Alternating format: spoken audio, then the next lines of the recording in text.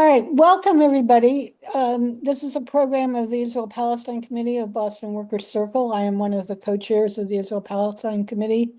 I'm mostly going to be doing tech tonight, but I will start us off with an opening poem, which I'm also going to put in the chat. I picked an opening and closing poem that are Passover related.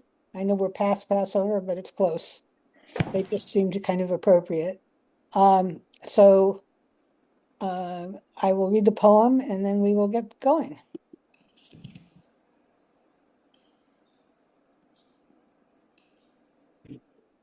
This year, even the Charosis tastes bitter, salt water over everything. Enough rejoicing it plagues, as though God uproots olive groves and smites firstborn sons. Let the shank bone signify orphaned arms and legs. Let the roasted egg signify eyes blinded by rubber bullets. Let the matzah signify peace without justice, fragile and tasteless. Keep the door open all night for Elijah. He has been wandering ever since seven tanks swallowed his house in Gaza. By Susan Eisenberg, written in 2006 in a book of poetry called Blind Spot. So, what we're going to do, Rebecca is going to interview Dove, and we'll do that for about 55 minutes to an hour, and then we'll switch to taking some of the questions from the Q&A. And at the very end, I hope everybody will stay till the end. We'll have a few announcements, and we'll have a few announcements, and we will have a closing poem, which is really lovely. Ruby's going to read, and I'm just going to turn. So as I said before, the Q&A box, you can find it if you go to more, and trying to find Dove here. Okay. If you go to more, you can find the Q&A box, click on it, the little dots that say more, and it'll show up, and you can enter your questions. You can also upvote for questions there. And I just want to, let's see if I can do it this way. I'm going to now turn this over to Rebecca and Dove.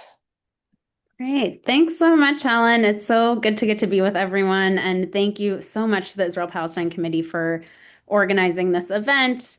And I know a lot of us were at the Jewish Left Conference where we heard Dove's talk, and it was just so resonant for our community that we just wanted to dive in more. We wanted more time.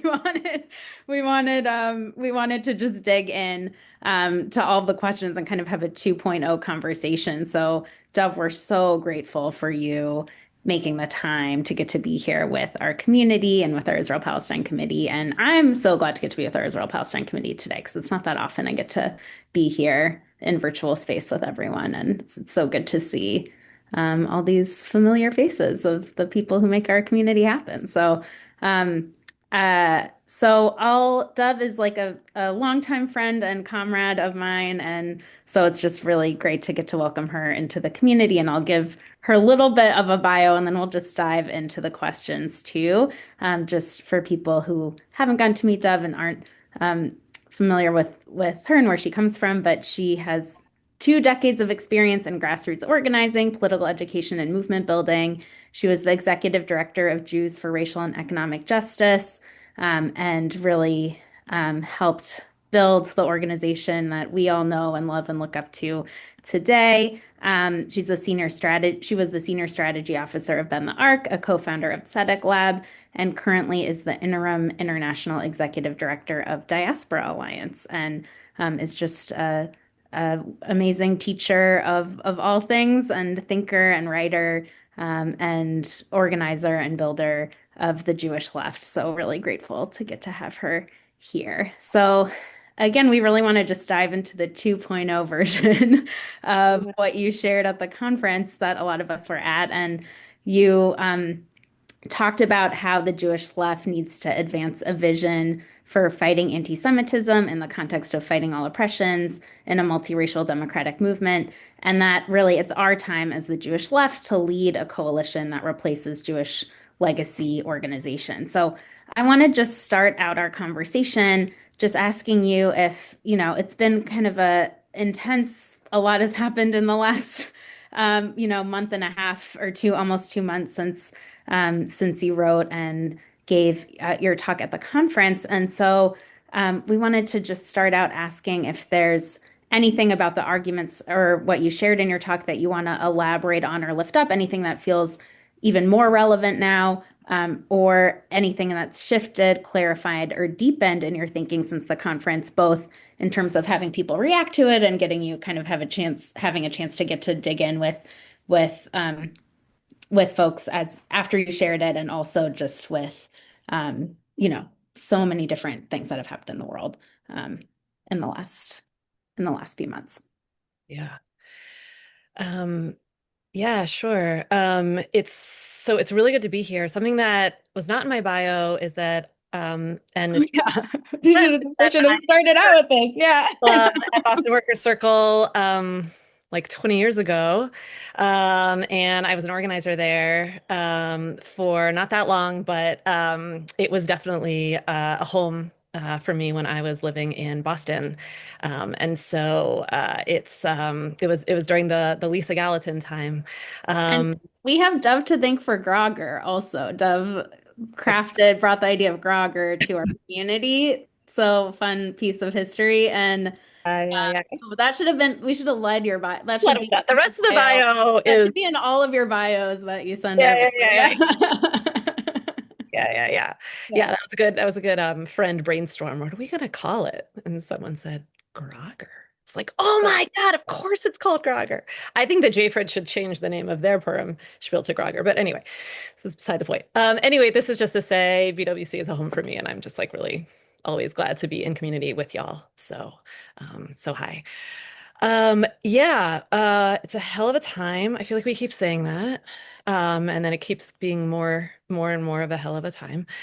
Um, yeah, I mean, some of it is I would really just kind of double down on some of those points. I think that legacy Jewish institutions really keep showing us that they no longer represent majority Jewish community opinions.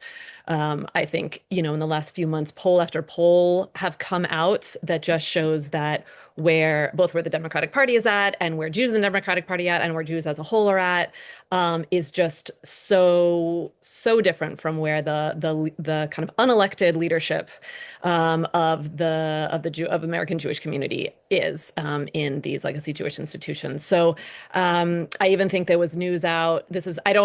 Don't quote me on this because I only saw it from one news source, and maybe there's others, but a news outlet today saying that in the UK, Live Nation executives said that they might be willing to work with Kanye again if and for those who don't know Kanye West, at this point, like a huge spreader of anti-Semitism online and through music and culture, if he cuts a deal with the Anti-Defamation League to like make a big apology.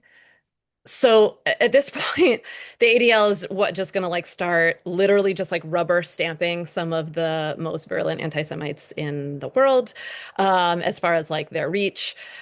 So this is, I think it is becoming almost to the what's that line? You have to laugh because you'd cry your eyes out if you didn't. But it's like almost comical. It would be comical how far outside of Jewish mainstream these legacy institutions are if it were not actually so incredibly dangerous to Jews here, to Jews all around the world, to people all around the world, to Palestinians.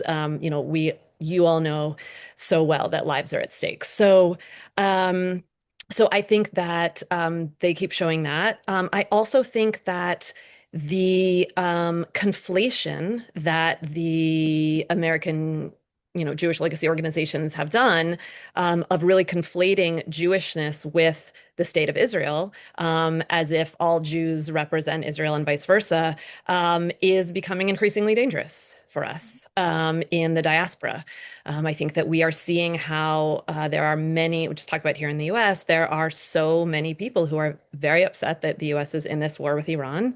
Um, don't understand it, don't understand why gas prices need to be what they are and how this is affecting, people's lives and livelihoods and the ability to get to work. And when the message is both from members of the Trump administration and from Netanyahu that like, oh, it's Israel. Israel is the reason that we're in this war. Which again, there's a host of reasons we could really go down that path. But when that's the reason that's being given by one of the reasons being given by these two administrations, and there's not a lot of other really clear reasons for the American public, then this conflation of, well, Israel means Jews, and that means that the Jews in my community are causing this. The Jews in my community are taking us to war. That conflation is not a difficult ideological jump for people to make. So, yeah, this is, and I see one of the comments that like, right, the front line of this is Israelis as well. And so I really think that the conflation piece is becoming ever more threatening, and that it's so much more important as ever for those of us that are Jews that believe in the well-being and safety of all Palestinians and all Israelis and every human being between, on the land between the river and the sea, to be very vocal about the fact that the Israeli government does not represent us. And so, yeah, these are things that are, I'm sure, very obvious to you all for the work that you do. Yeah. But I do think that that departure from the legacy Jewish organizations and the need for the others of us to really step into even more representation of the Jewish community and for, groups like BWC to be the model of this is actually what American Jews believe, and this is the future that we want to build. I feel like it's just more important than it's ever been. Yeah, yeah, absolutely. So really being kind of vocal in who we are and stepping into our truth and our identity and not being afraid to claim that, Yeah. that voice, that like authentic voice Yeah. for our community, Yeah. is like something you see really as particularly needed in this moment. Yeah. Yeah. Yeah. Yeah. Absolutely. Yeah. Yeah. Great. All right. Well, a lot to dig into there. I think like one of the things I want to like, I think we'll like come back to the like that kind of like general thesis and what our role is in a bit. But I think one of the things that that we really wanted to chew on, or a lot of members of our community really wanted to chew on after hearing your talk, because I think we're like in it and trying to be kind of like, how do we build this progressive Jewish voice and like left Jewish voice that does kind of that claims our authenticity, our 125-year-old history and tradition and legacy of a very like consistent ideological framework that says exactly those things and and is active like in where we live locally in Boston. And so we are kind of really in the like where the rubber meets the road kind of place around things. And I think we were especially interested. You talked a lot about the idea of kind of building a left liberal coalition. And so I think one of the questions we're really like thinking about and grappling with in our organizing at BWC is like, what are kind of like the common goals and values of a Jewish left center coalition? And what do you think often most gets in the way of these coalitions forming? I think especially you have like this bird's eye view being in kind of an international role. So just wanted to hear you talk about that a little bit more. And then kind of like, as a follow-up, what gets in the way of these coalitions forming and working, and what gets in the way of the left getting to lead those coalitions? Because I think that's what we're seeing as a real challenge, is we can be in those coalitions, but being able to actually be in the leadership position we need to be in is an additional challenge. So just kind of speaking on both of those things. Yeah. Yeah. Um, yeah. So I think that one of the things that's really required in building out the left liberal coalition. And for people who weren't at the conference or haven't seen the talk, was really talking about how in the US and in so much of Europe, that what is required against authoritarianism and the kind of rising movements on the right is a left liberal coalition, and that the liberal coalition's not going to be able to fight against the right without the left, and the left isn't going to be able to fight against the right without the liberals, and that we got to be in that together. And so that's an assessment that we have at Diaspora Alliance. And when we're saying that, part of it is because we know that that coalition, that people who are in that probably share about 80% of their values. That the values are not actually what is most different.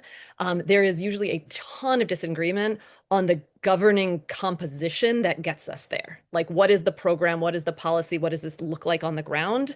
But the values that lead us there are often super aligned. So we really encourage people to hone in on, like, what is the widest breadth of shared values, like both deepest and widest breadth of shared values in that. And so I think that's one of the places, is that if when we enter those spaces and we're like, well, here's my policy platform, and they are not going to overlap, and so we're not going to get there.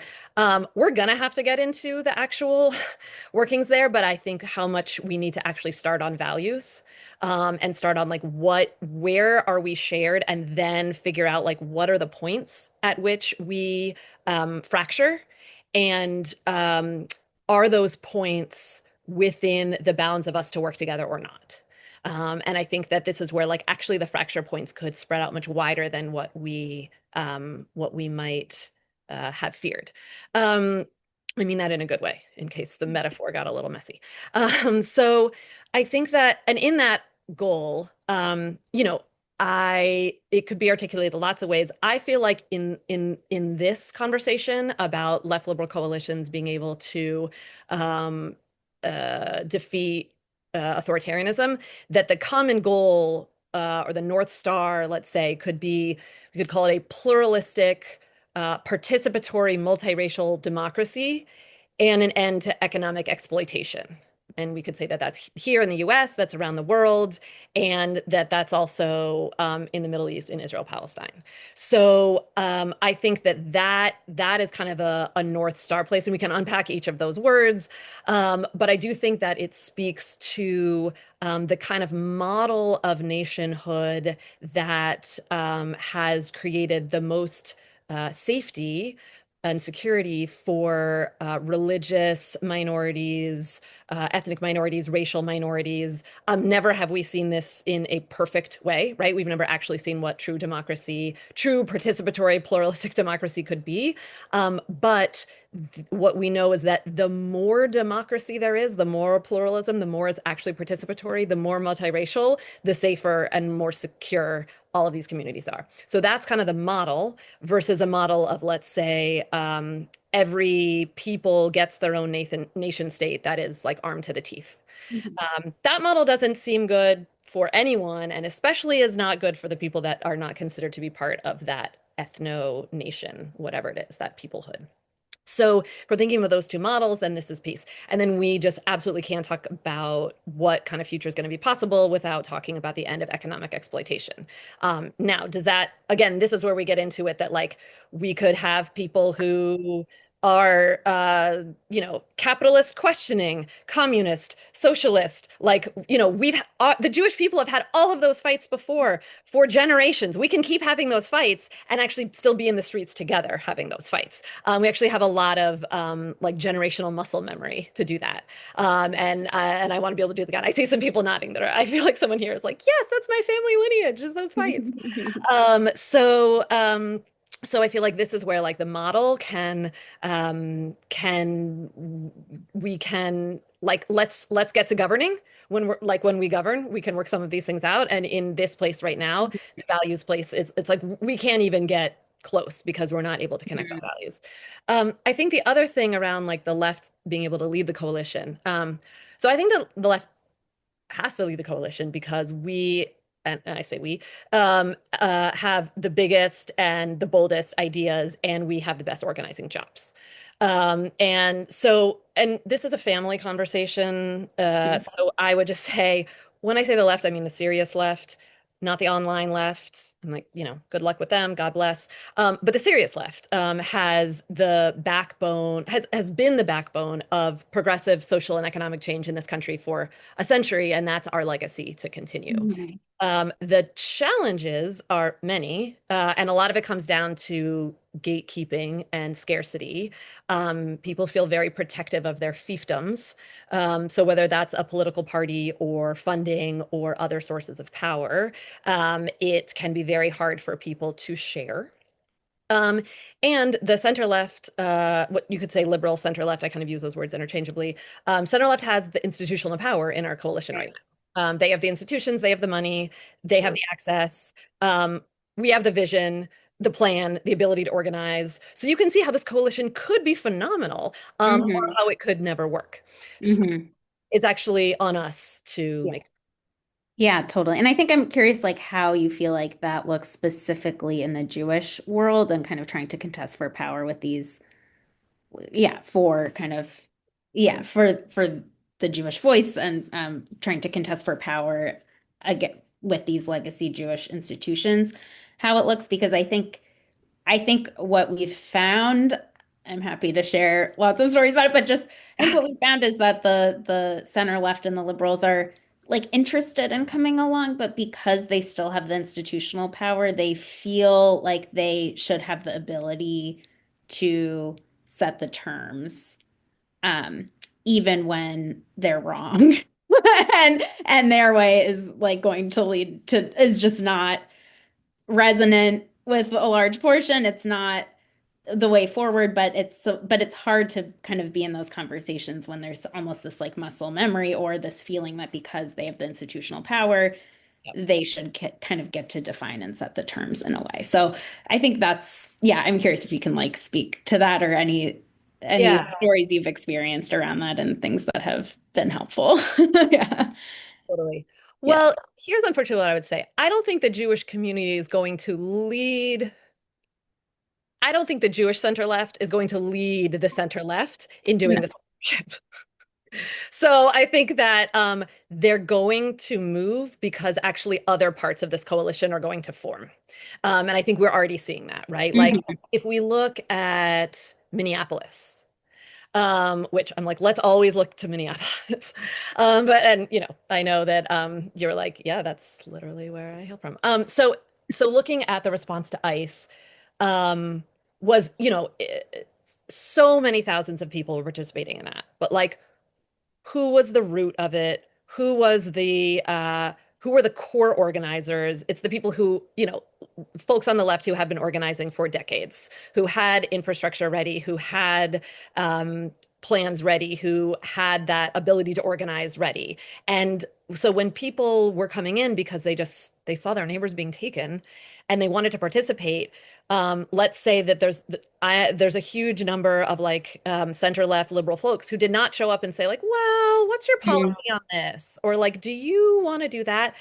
They were like, I'm in, put me in, and they just jumped in and participated. So that I think was an example of the left just going out there, doing what we know how to do, responding to the moment, because I think what we're seeing across the board is that like liberal establishment groups, whether it's in the Jewish community or the Democratic Party, no idea how to respond to this moment.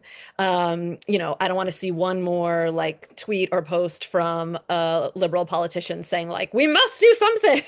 Like, you are the opposition power. That is on you. Mhm. Don't tell Mhm. me, I know. Um, Mhm. so I feel like, sorry, I lost my train of thought there when I got Yeah, yeah, yeah. but yeah, I do think that this is where like the when the left understands the stakes of this moment and responds and gives people an opportunity to join us in these high stakes moments, then that coalition forms organically. Um, Mhm. and there isn't a question of like, well, are you in or are you out, or do we partner with you? Like we are the ones doing it. Like come on in, Mhm. and we're gonna give you some marching orders here. Mhm. Mhm. So I think some of it is this kind of like Black feminist articulation of claiming the center, not like claiming the center meaning politically, but just claiming the center kind of like of the moment, Hmm. bonding and like letting the kind of the magnetism of that bring people in. Hmm. So I think that's one of the pieces. I also think that wait, there was something else that you had said about I also think that we can look at New York and the election of Zoran Mondani as a really exciting example of like the left being in leadership right now. Yeah. Yeah. And the way that that has fundamentally shifted politics within the Jewish community in New York. Because now you've got the person who is literally the mayor of the largest, city in the country, and he came into his mayorship with the support of, JFridge and JVP. And so those are the Jewish communities that are closest to the mayor right now. That is just, there's many people from those communities that are, joining the administration, whether formally or informally, right? Are supporting and organizing projects. Some of them are taking on staff positions. So I think it's that this is where, when we talk about, and what that does to the Jewish community, there was actually a great Mhm. Zoran went to Fridge does a Seder in the streets every Passover. Zoran went to lots of different Passover celebrations of lots of different Jewish communities. Seder in the streets was one of them. You'd never know that from the Jewish press, save for, the Jewish currents in the forward. Anyway, and what did I want to say about this? Shoot. Oh, yes. The New York Times piece about it, someone was interviewing, a much more politically conservative rabbi. And in years past, they would say something like, this is a fringe group. This group has, they don't represent Jews at all. This is just some like crazy fringe group. And I think the quote is something like, while Fridge is relevant and important or like meaningful, they do not represent majority Jewish opinion in New York. There was something like that where it's just like they can't slam Fridge Yeah. same way they Yeah. can't. They can't say they're fringe. They can't say they're irrelevant. They can't say they don't have thousands of members that are doing important things, like because it's just not true. So I Right. think this is also the piece of like sometimes we try to like battle for power within the Jewish community as the Jewish left, and I'm like, no, the power is Yeah. out. The power is That's our coalition work. The power is in us building up that collective power with other communities. In New York, that was with the Southeast Asian community, that was with Black communities, that was with queer communities. It's us building actual collective multiracial left power. And that's what situates us in a different position is when we win that, then we actually are in a very different position within Jewish politics. So I think, yeah, that's a little bit of the kind of the organizing piece around like when we're really focused on like our right-wing opposition and we're like, look what they did, look what they did. And we keep right. looking at them all the time. Like they're getting our attention, they're getting our oxygen, they're getting our spotlight. That it's like, actually, if we are out here building with our ideological comrades towards the kind of city slash state slash country slash world that we want, that's actually going to do so much more for us to be building power against a right-wing opposition than the kind of like inter-community needling. Right. Totally. Yeah, great. That's so helpful. And that was like that's exactly kind of going to be my next question about kind of where, as a Jewish left, we're situated in the larger ecosystem. And I think we feel the tension always of are we I think I think about the old New Jewish Agenda framing that they had of like a Jewish voice on the left and a left voice in the Jewish community. And sometimes those things feel in tension with each other when there are these kind of mutual red lines to kind of navigate of being situated both as the left within the Jewish community and being in these multiracial democratic coalitions as a Jewish presence. And I think especially around Palestine, there's these like mutually exclusive red lines all the time that you have to kind of figure out how to navigate. And so, yeah, I think it seems like you're saying the more impactful role to fighting against fascism and building towards multiracial democracy is just doing that good organizing and power building in these coalitions outside of the Jewish world. But yeah, I'm just like curious if there's anything else to add, kind of like about that tension. Should we just say, come along if you're ready? If not, like, Yeah.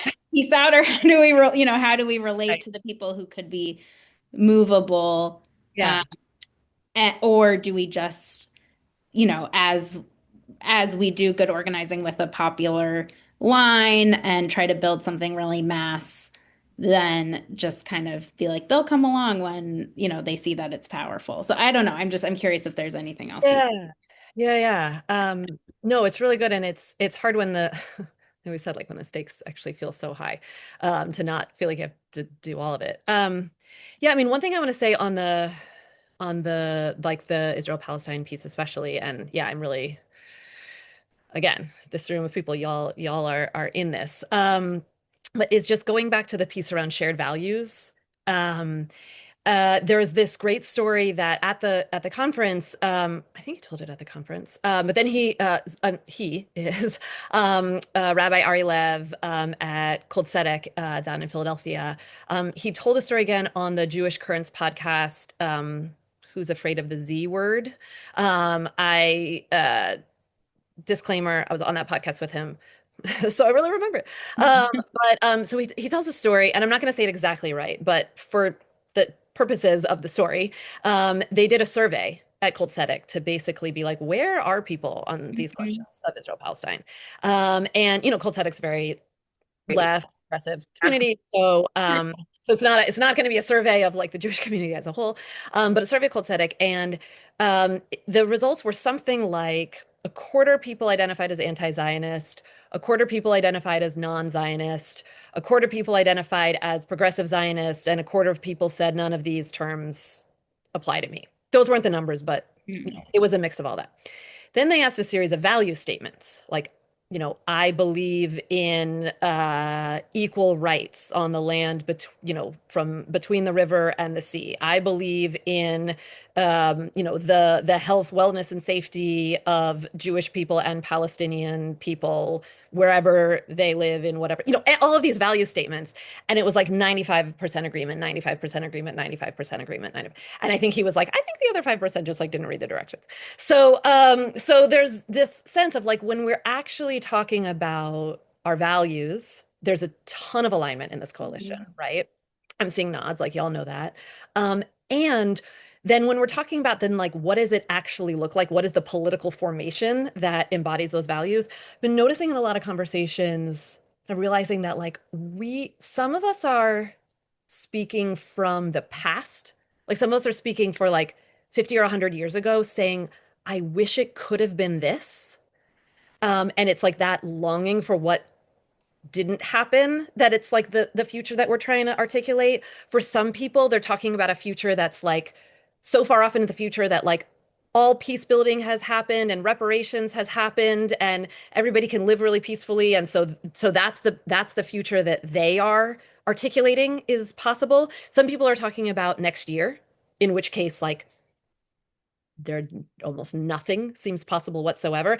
And so it's like we're actually talking like across 200 years almost of like political ideas when we're in a 1 minute conversation about like what do you think should happen on that land.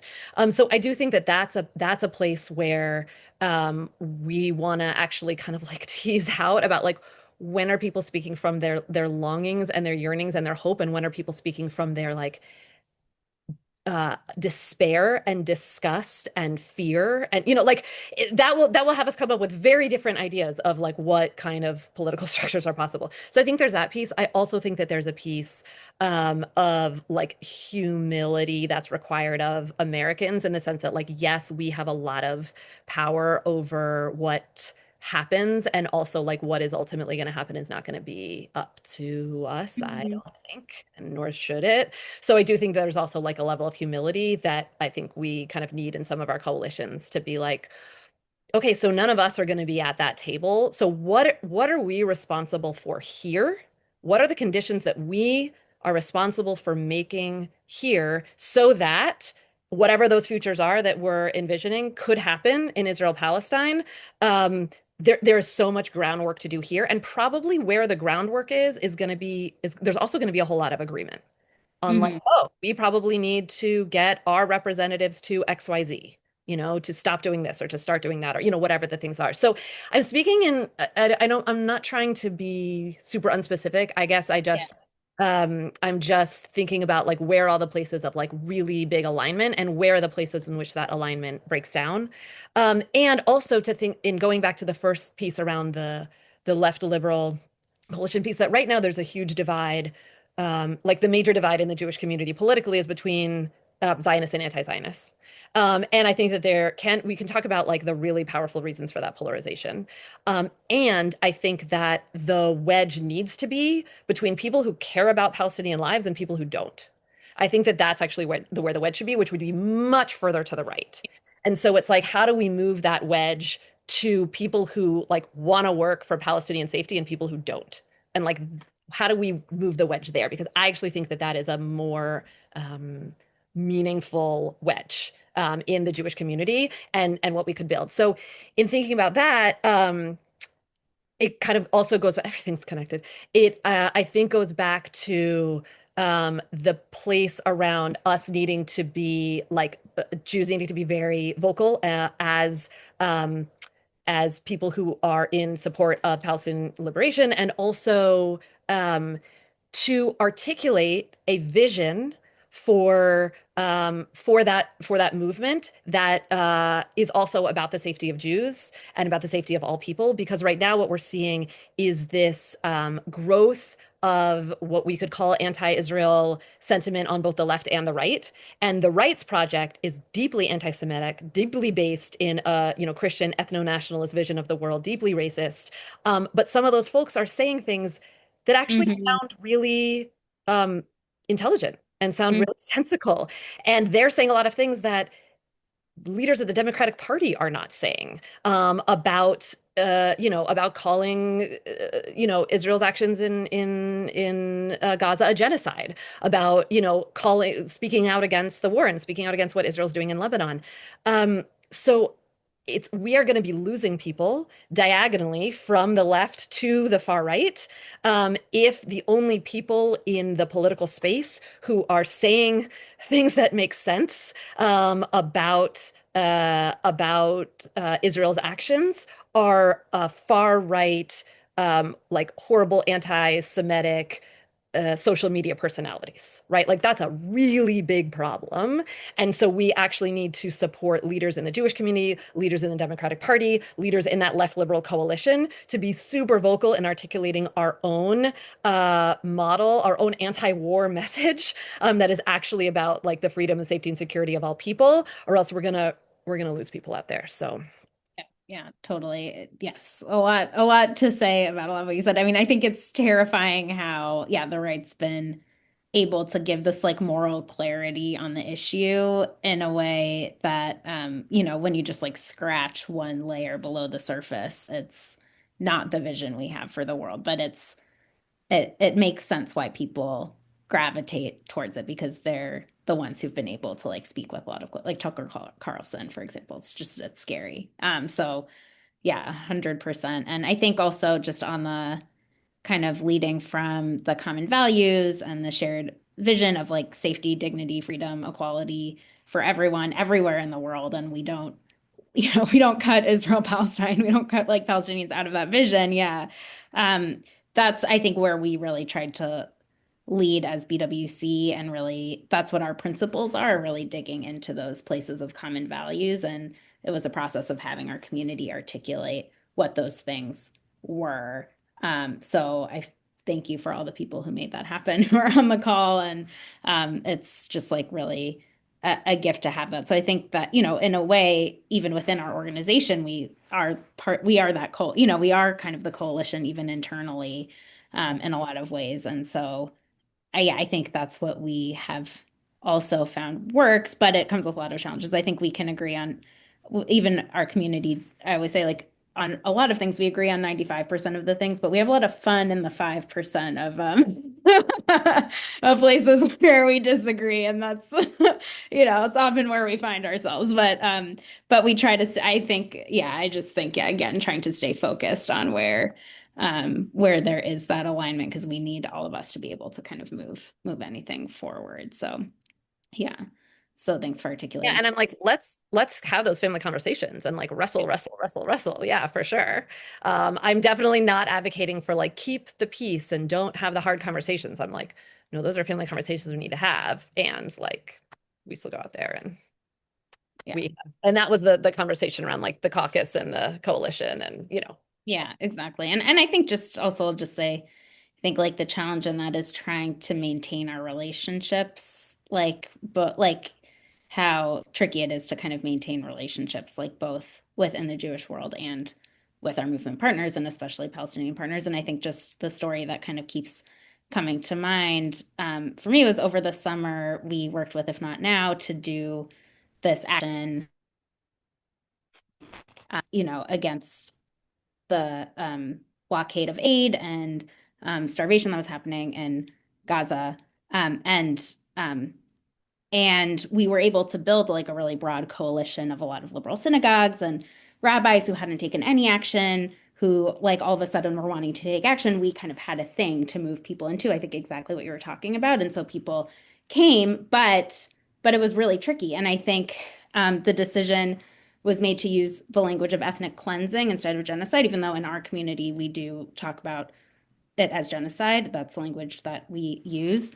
And but the decision was made to kind of make sure people could come along to use the word ethnic cleansing.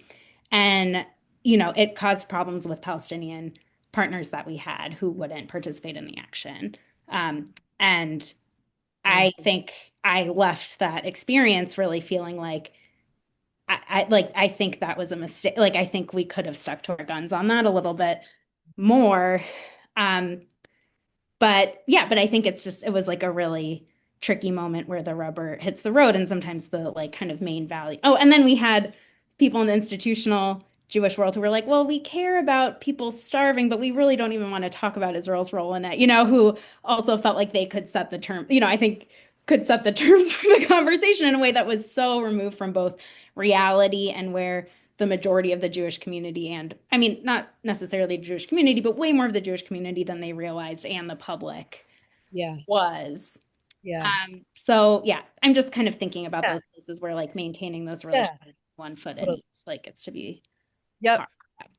Well, and I think that this is where like deepening into our partnerships, like, with like non-Jewish allies, specifically like targeted communities, Palestinians and others, is also the being able to have some of the conversations about tactics and strategies and theory of change and all of those things where, and not I'm saying that you didn't, I'm Mhm, sure. mhm, mhm, mhm, But I think for some folks to say, like I've been in some collective conversations where it's like, look, the goal of this action is to get to get Jews into the street that haven't been in the street.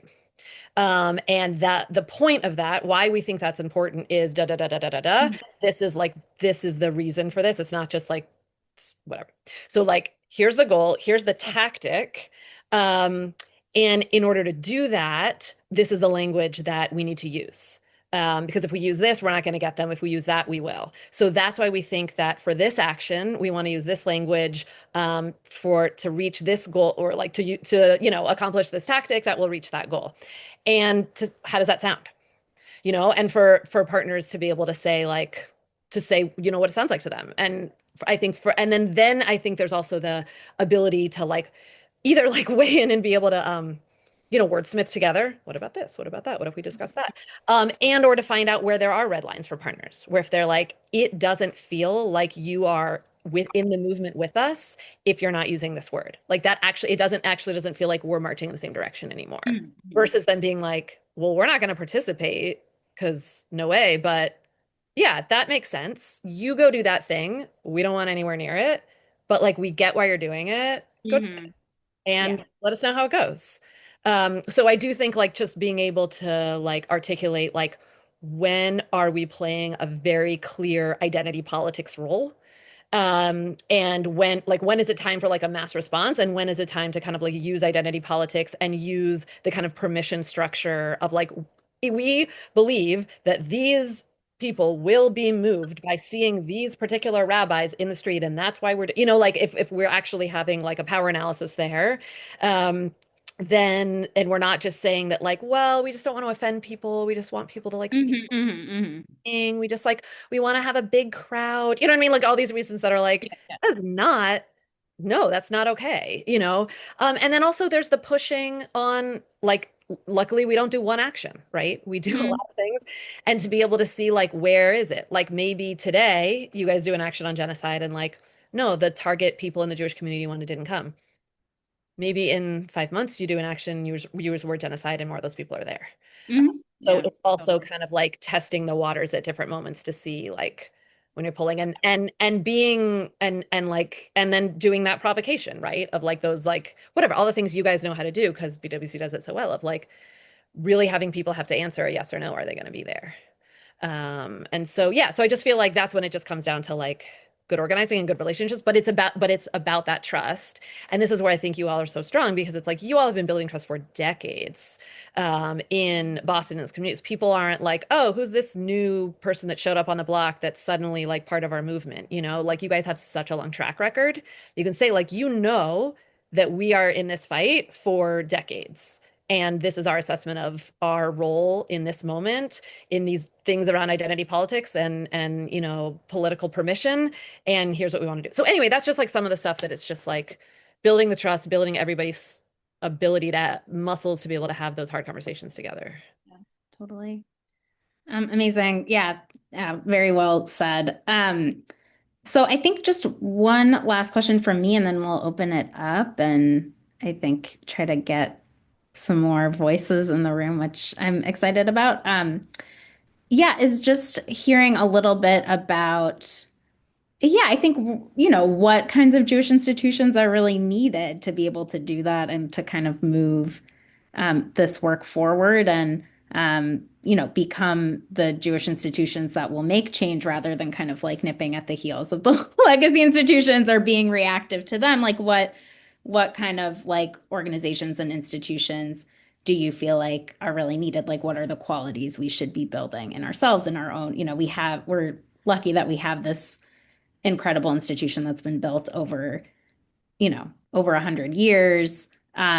And like we actually do have an institution here at BWC that we get to strengthen and we get to make into the thing that's really needed. And so, what do you feel like is really needed right Yeah. now? Yeah. I know you guys are so far ahead. Awesome. Because it started so long, like you're literally so far ahead, 100 and whatever years ahead.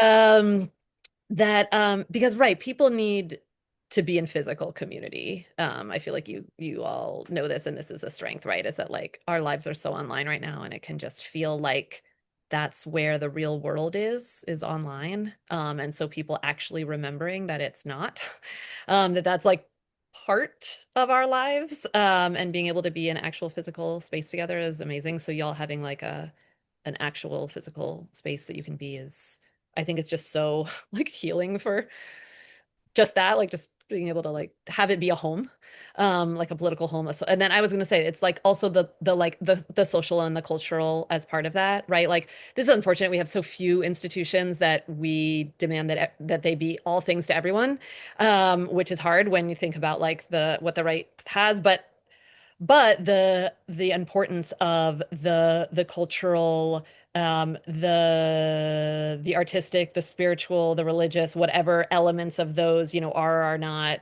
in the space, you know, if it's religious or not religious. But it's like I will often joke that like the right offers people um, day school and services and cultural events and trips and invitations to Shabbat dinners and a civic center and a pool. And we offer people meetings, which sounds like a better deal, you know? Come on. So it's like, right, we need to also offer people like people to have like cultural events, to have book readings, to listen to music together, to dance, to hear a performance, to like it's like we there these things are not actually to the side of like what has always been part of Mhm. the thing, you know?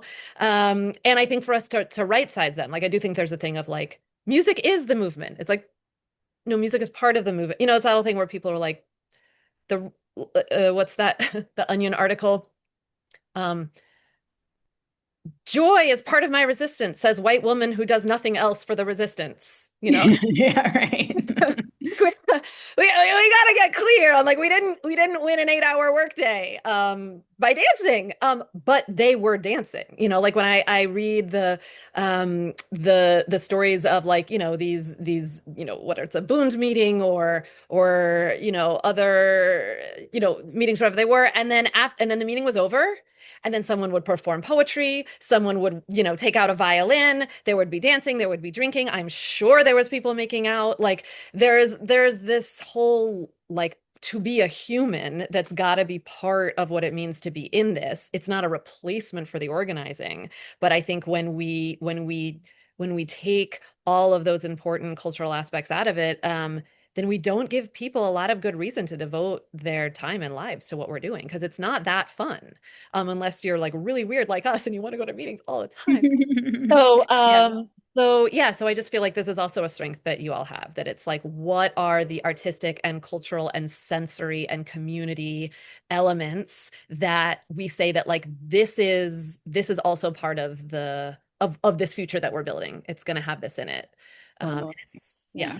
Two things I'll be hitting all of you up for our new pool capital campaign to build a pool at BWC. So look out for that. And also come to the ABV concert on May 10th, which is will be a great place to get to experience some of that culture and community building and joy that build the connectiveness of our organizing. So come to that. Amazing. Great. Super helpful. Okay, we have a couple of Oh, questions wait, from I want to say one more thing. Okay. I want to say one more thing. Yeah, yeah, yeah. And it will kill me if I don't. Yeah, Uh, yeah. Increasing democracy within our organizations. Mhm. That like if we believe that democracy is that we're fighting for a pluralistic multiracial democracy, participatory democracy, then we actually need the muscle to do it because it's actually quite hard and annoying democracy. So we need to build that muscle memory, and so the more actual democratic decision making structures that we can build into our own organizational life, you know, it's things take longer and you know do it in stages but the more that we get that muscle and that we are able to just be be widening out our democratic practices more and more and more, like institutionally to community, to cities, to states, you know, that it's not saving democracy is not just like about like Trump and the federal level. It's also about like, can we save our own ability um, to participate in democratic process? And so I think that also like increasing moving away from authoritarianism and towards democracy within our own institutions is Yeah, also a piece. absolutely. And that's one of the reasons I love being in this community so much is that we truly like are a member-led community. And there's obviously more work we can do to be more democratic, which we're actively doing for sure. And you know, and we are a real membership organization. And I've just like noticed how people my age and even younger, we just really don't have the muscle of how to participate in something like that. And so it's just it feels like particularly important to me in this moment to just like build the muscle of like how do we make decisions together in a democratic way and work through conflict. And luckily we have a lot of like elders to help like guide our way and people in generations above us who have a stronger muscle in that and getting to be in that intergenerational community where we get to learn back and forth between generations and build that muscle together is like really one of my favorite parts about this community. So yeah. Yeah, no, Yeah. we have no idea what Gen X millennial cusp. We have no idea. We don't know. It's really bad. Yeah. Okay. Fully. There's one other kind of comment in the chat just about kind of the scariness of these like right-wing um, folks like Tucker Carlson and how feeling like it's hard to respond and hard to even figure out how to talk about anti-Semitism anymore. And so Yeah, I think I'm sure a lot of people on the call really resonate with that. And I think just um, to kind of tie that question into like a larger question too, um, as you know, because I've been talking to you this as we've been like navigating it, but we're in this fight with these legacy institutions around this anti-Semitism commission in Massachusetts. And so kind of in thinking about how to assert our own power, it's like we are feeling like we have to be reactive in this way and are trying to figure out like how do we assert assert a positive vision and assert something, but and not kind of be in this reactive place. But since they're still setting the terms in the state house, it feels really challenging to do that. So I'm curious, just any thoughts you have on that and just thoughts on how to, with your like zoomed out role at Diaspora Alliance, like what works in terms of how we can kind of claim the space in talking about anti-Semitism and yeah, what's the line that feels like it's been resonant? Yeah. Yeah. Well, one thing I want to say, and kind of going back to some of the other comments, is like that there's really a difference between like focusing our attention on legacy organizations and doing like required defensive work, you know? And so I just want to make that clear that like we shouldn't like if everybody who is doing all defensive work right now just like picked up, left, and started to do like what's the future visioning that we want to have, like we would be decimated. The big collective we would be decimated. So I just want to make sure that like that I'm not like poo-pooing the like absolutely required defensive work when like that's the terrain, when that's where we are at when we're on the defense, you know. I just think it's yeah. So I just want to make that distinction there. And that's the whole thing that people talk about of like block and build, right? That like we defensive and offensive in other ways. So yeah, so I just that like that we still need to be organizing in opposition to policies or programs that are going to do the most harm to our communities or our values. And that's different from making like public statements and social media posts about like how terrible our opposition is. Mhm, mhm, mhm. So, yeah, it's like watching the opposition from the sidelines and yelling versus and giving them more attention versus like actually being in there and like trying to block them. It's like those are two different activities. Yeah, I mean, one thing is that there's this God, it's like some of the things that need to be changed in the like in the culture is just that there's this idea that either we're going to be like woke and PC or we're going to actually do things that keep Jews safe. Mhm, And that's absolutely just wrong because mhm, all those things, the kind of like isolationist, incarceration, like they have done jack shit so far to keep mhm, you safe. I don't think they're working, is what I would mhm, say. And so someone's gonna come after me for that jack shit line. But anyway, so let me back up and say they're not working. At scale, mhm, they are not working. And so I think that this idea that like, oh, we're in this like wooey solidarity framework mhm, where the right is actually focused on keeping you safe. Like we just have to interrupt that and saying not just like we don't like your policies because they infringe on civil rights and human rights and isolate us from all of our potential partners and actually make us more of a risk. We can also say they don't work. Like y'all, these things haven't worked. You've been doing them. Anywhere where they like took on the IRA definition, anybody get any data about there being a decline in prejudice or hate violence of any kind anywhere in the world? Anyone? No, none. Like there's not the resource that says these things that the right has done are actually decreasing anti-Semitism. And in fact, we already in this conversation have pointed the ways in which some of the conflation that they've been doing is actually making things much worse. mhm, And so I think that we need to get on the side of not just saying like we don't like your policies because they are like politically reprehensible, but we don't like your policies because they're actually not working. And we feel mhm, actually really insecure. And we'd like to go with policies and programs that we think will work a lot better. So I mhm, think that that's part of the thing that the like orientation. And in that, I think like there's excellent studies from around the world that show that, the best programs that have been instituted to decrease prejudice and violence between communities along racial or ethnic or religious lines is this structured intergroup collaboration around shared goals. That's the best thing to tackle hate violence and build interconnected community. That Prejudice and violence decline when previously antagonistic groups work together on practical, mutually beneficial projects, and this is a key part, under conditions of equal status and institutional support. Mm-hmm. So this could be a playground in a city or a civic center in a suburban area. It could look like a lot of things. But like those are actually the conditions where we see hate crimes go down, where we see surveyed prejudice go down. And on the plus side, at the end of it, you also have a playground and a civic center. Mm-hmm. So it's Mm-hmm. really a win-win, like end of the day, like either we had human rights trampled on or we had like swings. I would go with swings.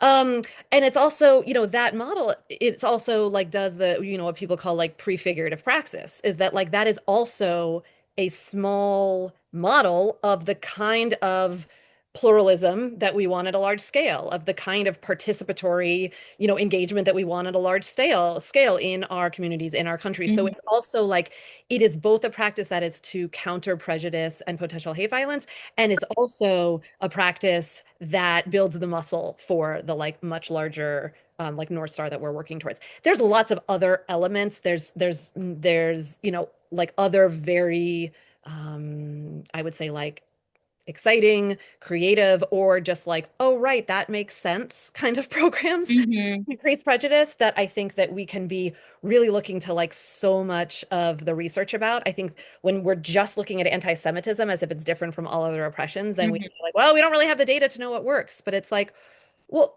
what about like prejudice in general, hate in general? Like this Yeah. is not new to humans, and this is So academia. Academia has actually been paying attention to this. So I just do think that there is a lot that we can be learning and we can be applying, and that if we're coming out with like these bozos don't know what they're doing, I think that that's a stronger statement than like we just don't want to do anything that offends anybody. So yeah, I think that's part of yeah. it. And Yeah, so totally. like I know y'all are up against it in Massachusetts. I know. And I'm like, God bless for everything you're doing.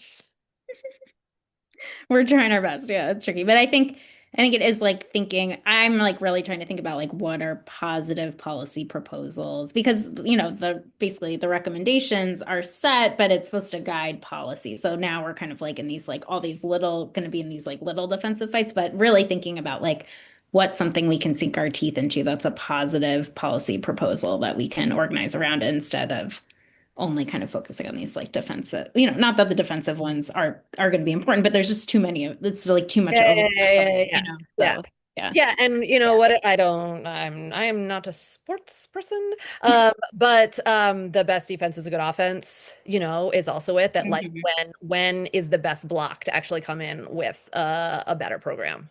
Yeah, Uh, so yeah. totally. Totally. All right. We have two kind of other interrelated questions from the chat. One question was when we talk about the center left liberal orgs, like who exactly are we talking about? What exactly is who makes that up? Who's in that um, force? And then someone also was curious about where you feel like J Street fits into this discussion.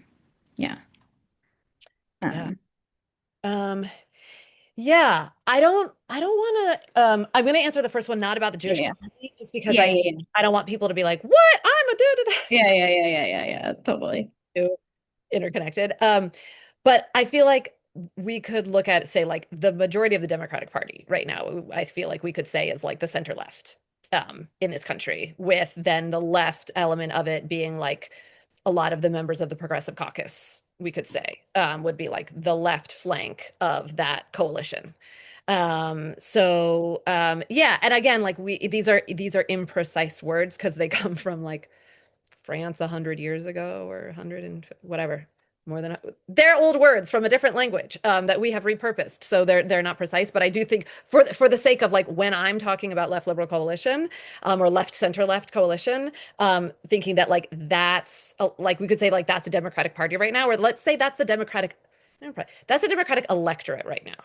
I would say the Democratic electorate right now is a left liberal coalition. That like if we actually had a parliamentary system, a lot of us would not be voting for the same party. Mhm. But in a winner takes all two-party system, like that's it. And so I think that we see a lot of the same dynamics that we were just talking about earlier play out in the Democratic Party, right? It's like who has the big, bold ideas? Who has the organizing chops? Like that's coming from the left. Like who's actually getting rallies of tens, if not hundreds of thousands of people showing up to like listen to big ideas? That's AOC, that's Bernie.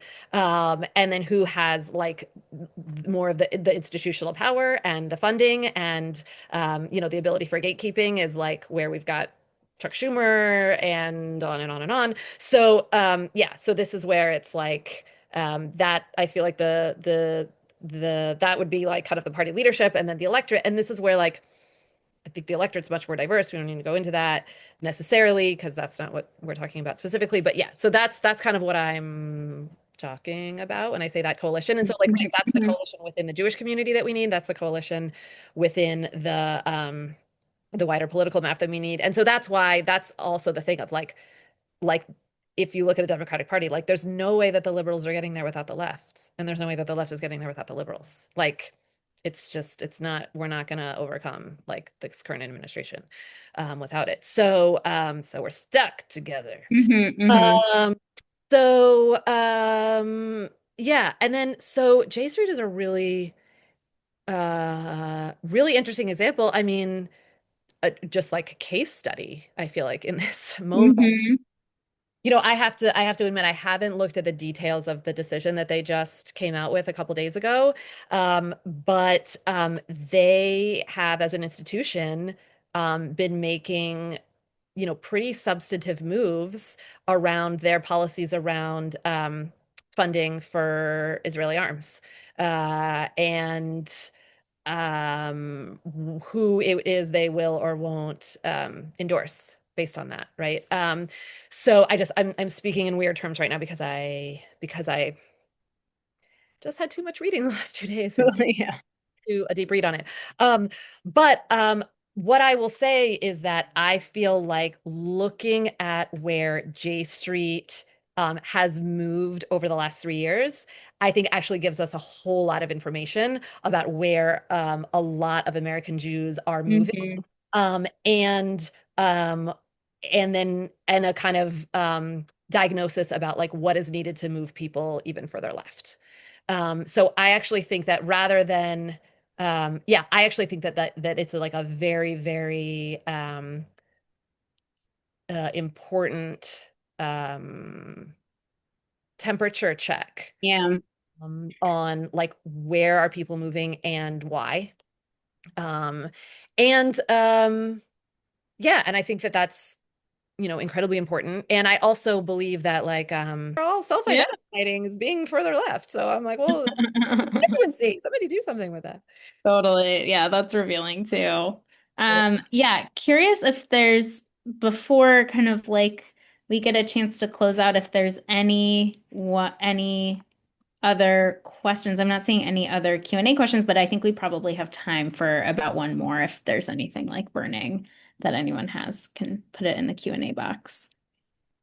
Oh, I see Helen raise her hand. Because I'm a host, I for some reason can't write in the Q&A box. But um, I'm curious. At the same conference that you were at, we heard from Fadi. Now I forget his terrible with names. Yeah. He talked about um, countering the triangle of fear and building up the triangle of dignity, which really struck me as important. So I'm wondering if you have ideas about how we, as the left Jews, can take that metaphor and move it ahead, because it seemed to me like a really promising way of thinking about things.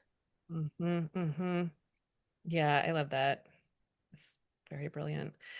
Um, yeah. So it brings a couple thoughts to mind for me. I just had like 10 thoughts at once. Um, and one of the thoughts is around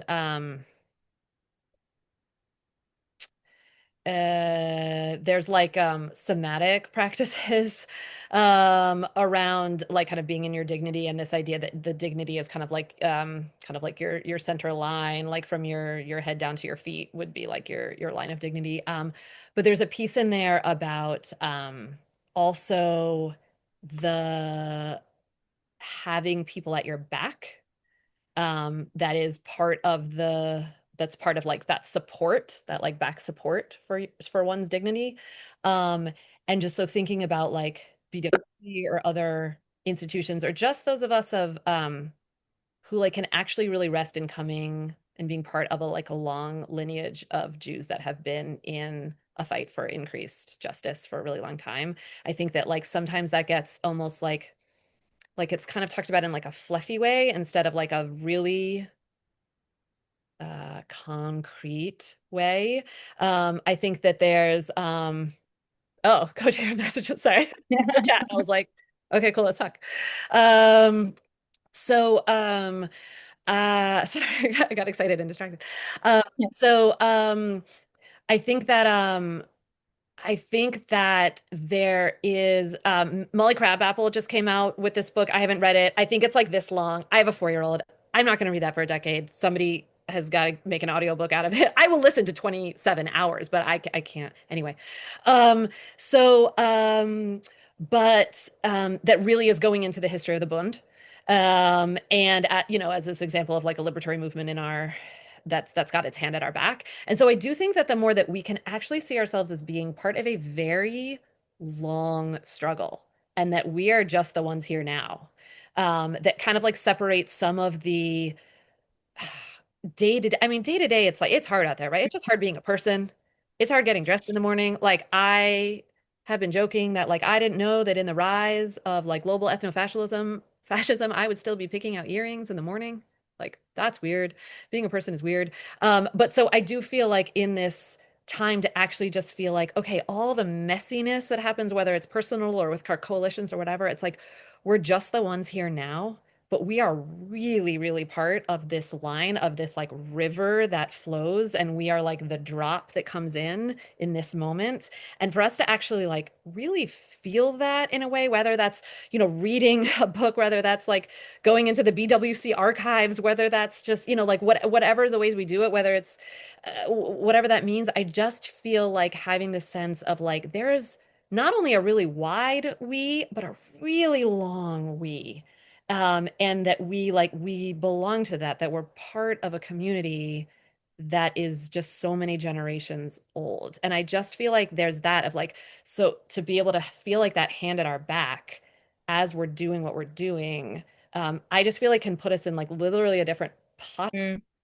um, for us to be, you know. And then there's like the Talmud of like, you know, you are not, oh, shit, somebody knows the quote of like, you're not going to finish the task, we still got to do the shit. That's Yeah. basically it. That it's like to have that being like, yeah, actually everything that we're doing, and that like we might not win any of this and it matters. Thinking about that, like it took Mhm. 200 years to overcome chattel slavery in the US. 200 years. And so I'm assuming that any one of those people who was involved in that movement work over those 200 years probably felt like, the fuck did I do? I did nothing. And like every single piece of that mattered. It must have, right? It must have. And so I think that this is where it's like, if we think about that, like that was a 200-year process. You know, what is the movement that we're in that we're actually not even sure what it looks like at the end, but we've got to believe that like everything we are doing is like part of that and building it, and we're not going to see what the end of it is, but like imagine that like we in some moment of afterlife, whatever we're going to believe as Jews, that like we were just part of this. So I just do feel like this thing around like those of us that are actually part of these movements, like there is so much dignity there for us to like reach for. There's so many hands that could like be at our backs. Mhm. And that I feel like we forget, and we feel really alone, and we feel really confused. I'm speaking for me most mornings.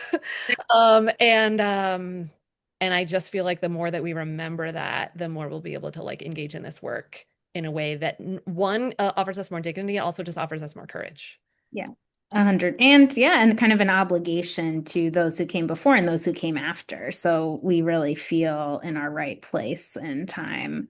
But part of this broader struggle that is ongoing. Yeah, so very well said. I think that's exactly how we try to think of it here too, and really ground in those who paved the way and also ground in those who were responsible for who will come after us as well, and feel kind of equally obligated to both our ancestors and to be good ancestors to those to come. So yeah, so very well I said. heard that that there's a book being written about like Jewish internationalism using the BWC archive. Yeah, by our very own Jeremy Menchik. Yeah, so Yeah.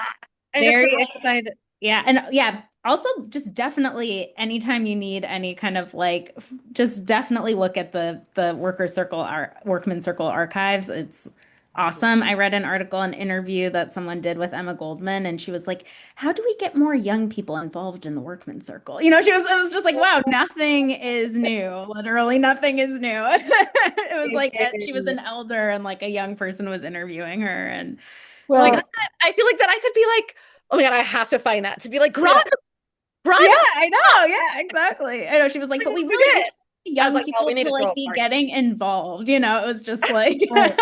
Well, in the interest of having a little time for a little bit yeah, of great. culture at the end of this meeting, and I would like everybody to stay for the closing poem because I think you'll find it very inspiring. But first, we're going to have some announcements.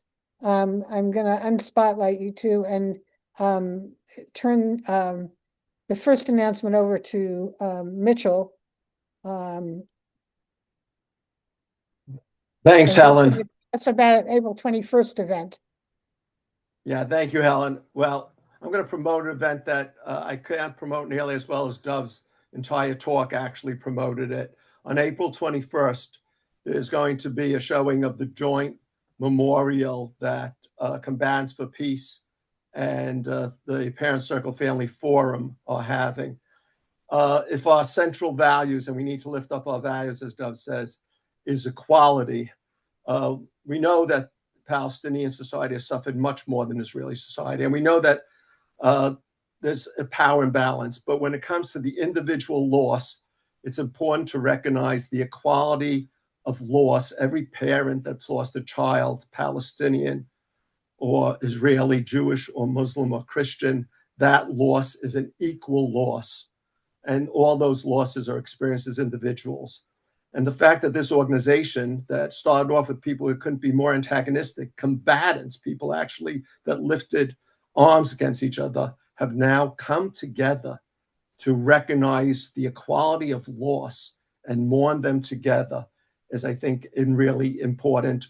We've seen in the past, it's always been moving and inspiring and helps us commit to the work more. So I'm hopeful that a lot of folks will turn out. It's an in-person thing, so we'll be together at the Boston Workers Circle building, 6 Webster Street, Brookline, on April 21st at 7 p.m. Thank you. Thank you, Mitchell. And now I'm going to turn to Roz, who's going to tell us about a worker circle participation in the May Day, I don't know, general strike-ish thing. Yeah, hi. So 2 opportunities to celebrate May Day with BWC. The first is to join a group to march together. We're going to meet at 4:15 at the Embrace statue on the Common. And then later on that evening at 6:30, there's a Yiddish Shabbos. So we'd love, and I think that there's some links that Helen can put in the chat if you want to follow up with either of those. Great, thank you, Roz. Next, Rebecca mentioned our May 10th concert, but I would encourage everybody here. This is going to be an amazing concert, Sing Out, Fight Back, Yiddish Songs for Social Change with Worker Circles of Esser Welt, Yiddish Chorus, and the Golden Thread Ensemble, which is a new chamber klezmer group led by Craig Judelman, featuring Cosmatics frontman Lawrence Glamberg and a string quartet made up of leading klezmer musicians. It's going to be a lot of fun. We talk about dancing at the end of meetings. This will be a chance for you to sing and dance on Mother's Day. So I am putting links in the chat about all these events. The link for May 10th is the place to get tickets. And next, I'm going to briefly mention that the Israel-Palestine Committee is having its 4th annual Ben and Jerry's Ice Cream Social on May 13th. And if you register for this, it's an in-person event. We're going to have a couple speakers from concerned Jewish faculty and staff talking about repression and free speech issues around the weaponization of anti-Semitism on higher education campuses. And when you register, you can specify your favorite Ben and Jerry's ice cream, and we'll be sure to have it there. So for Dov's benefit, we've been doing this the 4th time ever since Ben and Jerry's pulled out of the West Bank. So and we combine education and ice cream eating every May. And then lastly, something else that we've done for quite a few years. Ava, if you're there, can tell us about an education and fundraising event. Yeah, so this is an event in support of One for Three, an organization based in Greater Boston that many of us have related to or helped to collect funds for in recent years. They sent a very large delegation to the West Bank in October, and several of those people are going to be speaking on Sunday afternoon, the 17th. Di Abrams, who's a nurse, was part of the health delegation. Her son Ali was part of the design and architecture part of the delegation. And I have seen their presentation. It's excellent and very, very moving. And then in addition to them, Eileen Carver and Catherine Hanna, who support the educational programs of One for Three, which are the more I've learned about them, the more interesting and provocative they are. And it is possible, if the stars align properly, that Nidal, who is the executive director of One for Three, might also participate. He will have been there much more recently. I think he might be there now. I think he's going there sometime this month. So that will be in person from 4 to 6 in the afternoon, and also, I believe, available through Zoom. And to close, we have a poem by Aurora Levins Morales that Ruby is going to read called Tashlik. And I pasted it in I tried to paste it into the chat. Oh, it's not going. And Aurora is a Jewish Puerto Rican poet. Tashlich. I give the stones of my grief away. Let them slip like pebbles into the stream bed, into shallows where minnows flicker. I hurl them into the salty crash of wave on reef as crabs scuttle into crevices. My tiredness I surrender to the rain, to the tropical downpour, to the drawn-out drizzle, to the puddles after, the percussion of water drops on tin, pounding away at things, to the shining new leaves of the wild ginger and the thirst-quenched ferns. The ache of my body, the sickness, the scars I lay out for the Jew to spangle, for condensation's slow caress to ease them from my tight grip away. I must don high boots and heavy gear to lay my jagged angers at the waterfall's foot, for the jackhammer of the torrent to unmake and pound into gravel, into sand. Empty-handed, I climb the bank like ancient life emerging from the sea, dripping with possibility, evolving, learning again, to live on land. From Rimonim, ritual poetry of Jewish liberation.